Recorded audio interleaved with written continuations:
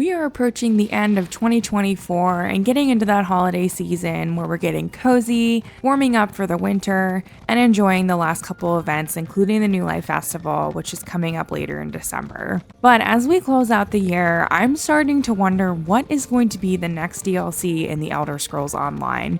We've had several clues so far, so in this video, I'm going to go over what I think the next zone could be, and possibly even narrow in on the exact location where we're going to be going in 2025. Make sure you watch the entire video so you know all the details and clues that came to my conclusion. As always, if you subscribe to my channel, that really helps me keep making videos just like this. So hit the subscribe button and let's get started. First things first, I'm going to be referring to two videos that are already out speculating on what the new DL zone could be. One is by Cooper Harley and one is by Jake Clips. I'll link them in the description and also throw a card up here in the video. So if you're interested in watching these first before I continue, go ahead and watch them as I'll be referring to them in this video. So a lot of people have been speculating about what the next zone could be. Since we were just in Weald, which is part of the Cyrodiilic region in the center of Tamriel, we were probably not going to be going anywhere in this region since we were just there. So what does that leave? Well, I'll throw up a map that Cooper Harley shows in his video, which is from bengamey_974 on Reddit, which I'll also link in the description below. And you can see that we have some regions in Hammerfell, a handful of islands around Tamriel's western waters, a piece of Elsewhere, and a lot of Black Marsh, as well as some of the northern Telvanni Peninsula. And of course we have the Whiterun and Falkreath regions, and the Palehold and Winterhold, along with Stolsine, which is the island in the north. Well, we were just in the Telvanni Peninsula just 2 years ago for the Necrom DLC chapter, so I don't think that we'd be revisiting the Telvanni Peninsula so soon. I also don't think that we're going to be going to the Hammerfell region, because from what we know about the Elder Scrolls 6, it's rumored to take place there, and I don't see them releasing this until that game has been released, or possibly releasing the same year. Now, we also have the Nibene Basin that could be filled in, but since we just had Weald, again, I don't think we're going to be going here. Now, as Jake Clip mentions, in 2026, there is going to be the 15th anniversary of the Skyrim release.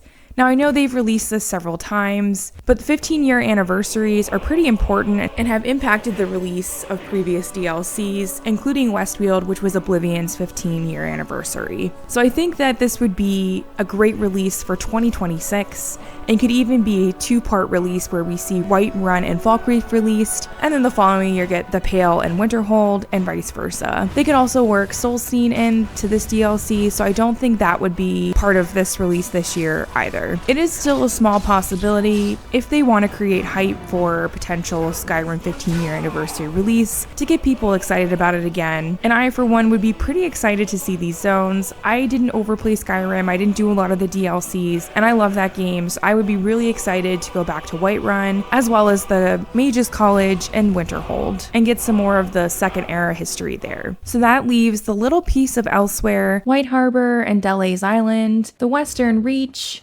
Spar and Herne, Rictus and Coral Island, and the large region of Black Marsh, which is missing. While as the others have speculated, I also think that we are going to Black Marsh next year. Jake mentions that Razumdar at the end of the High Isle chapter, which coincidentally we are visiting for the Legacy of the Bretons event right now, so I think that this is significant, and the fact that they also plan the DLCs 2-3 years in advance, which we can see from the Blackwood to the Deadlands to the Telvanni Peninsula to Weald, all revolving around Daedric princes and Athalia's return and subsequent disappearances. So what does Razumdar say? He says he has some kind of mission coming up in Black Marsh. So I think that this is a pretty good clue that we are going to be heading there. Even though we had Blackwood, I think that a lot of the Black Marsh still needs to be filled in, and this is where our DLC is going to be next year. Now, there's a couple of other clues that neither of these videos mention that I want to dig into, and I think I can pinpoint the exact location that we are going to be heading to next year. The first that I'll mention, that Jake Clips also mentions in his video, is the clue that the stream team got, which was that the zone is Lush. Well, this is another reason why I don't think it's going to be a Skyrim region, because it's pretty snowy and rocky up there. Now, this could mean Elsewhere. Elsewhere is pretty lush as well, but I did notice when I was playing through the Mages Guild quest to prepare for the Scalarium that Shalador calls Ivea a lush island. And if we look at the terrain on Ivea, it is very similar to Shadowfen and Deshawn. There's some mushrooms, greenery, nothing really tropical like elsewhere. There's none of those beautiful red plants or anything like that. It's very similar to the Telvanni Peninsula, Shadowfen, Deshawn vibes. So I think that this was used intentionally, knowing that people might be doing the Mages Guild quest to get this clue from Shalador saying that Ivea is lush. Now this could also hint at visiting another Daedric realm. Maybe we're going to be going to the Shivering Isles with Gorath, as we haven't been there, and it could be relating to something that is lush there as well, right? Because Gorath wanted Ivea as part of his realm, and so we could be visiting there. But in terms of a zone, I think that would either be tacked on to some kind of quest line in Blackmarsh instead of it being its own release itself. So something to keep in mind there as well. Now, another piece of the puzzle is that we see in West Weald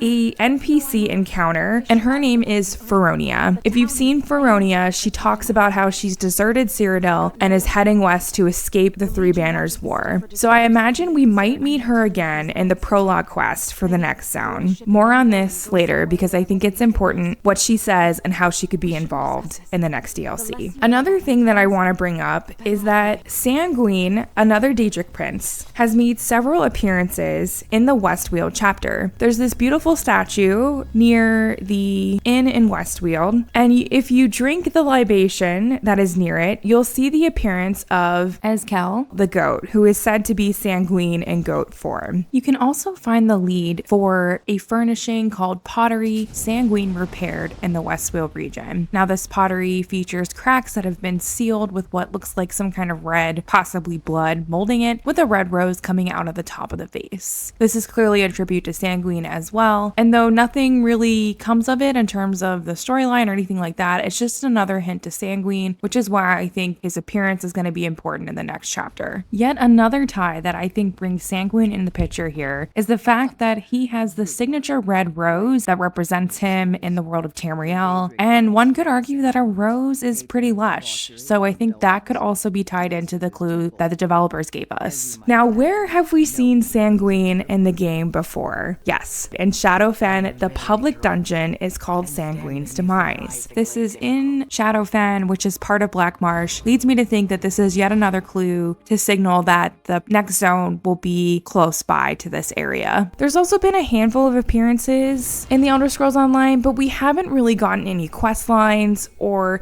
any subsequent backstory for Sanguine, so I think this would make a perfect Daedric prince for the next DLC. He also coincidentally has ties to Gorath and Vermina, who we saw in Sanity's Edge and in the Necrom DLC storyline. So I think this could be a great segue into the next DLC zone area. Now, he also has a tie to the Cyrodiil's Empire. This is where I think Feronia could potentially get involved with Sanguine somehow, since she's fleeing the war there. Maybe she's running from Sanguine, or maybe she's part of the cult that started there. Sanguine has been a favorite of several emperors in the First Era, and so she could potentially be a follower if she's part of the history there, maybe fond of one of the emperors who worshipped him. So taking all of this into consideration, I have one more clue that I want to talk about. The first Elder Scrolls Online game that was released was called Arenas. And if we look at the date that it was released, it was 1994. Now, the 30-year anniversary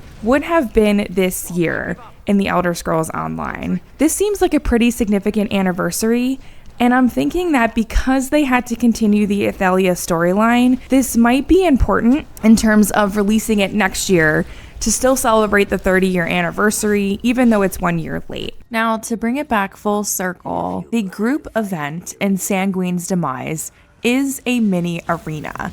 You can even talk to an NPC who mentions that you might want to bring your own weapons because his normally snap in the arena. This could be pure coincidence since this is part of the base game, but I like to think that this is yet another Easter egg that supports the theory that the arena anniversary is important and that Sanguine will be involved. And one of the main areas that we saw in arenas was Thornmarsh.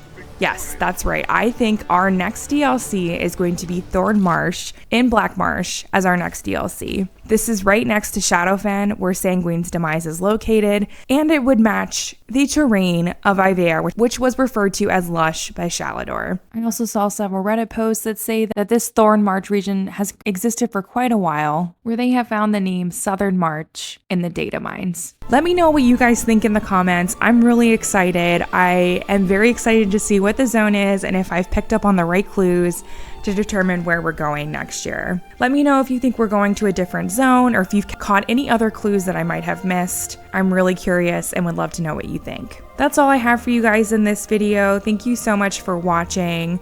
As always, I want to give a shout out to my members. Thank you so much for supporting my channel. It helps me keep making videos just like this.